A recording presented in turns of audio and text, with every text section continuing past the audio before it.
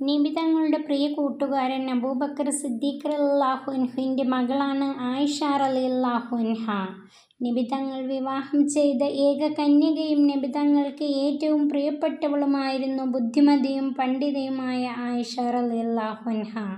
9-ാം വയസ്സിൽ വിവാഹിതയായ ആയിഷ റളിയല്ലാഹു അൻഹയ്ക്ക് നബി തങ്ങൾ വഫാത്താകുമ്പോൾ 18 വയസ്സായിരുന്നു. ആ മഹദിയുടെ വീട്ടിൽ തന്നെയാണ് നബി തങ്ങളെ മറവു ചെയ്തത്. ആയിഷ റളിയല്ലാഹു അൻഹ എന്നും നോമ്പ് അനുഷ്ഠിച്ചു, ധാരാളം നിസ്കരിച്ചു. സമ്പത്തിൽ നിന്നും ഒന്നും മിച്ചം വെക്കാതെ അവർ ദാനം ചെയ്യുമായിരുന്നു. മത അധ്യാപനങ്ങളിൽ പലതും മുസ്ലിം സമുദായത്തിനു ലഭിച്ചത് ആയിഷ റളിയല്ലാഹു അൻഹ മുഖേനയാണ്.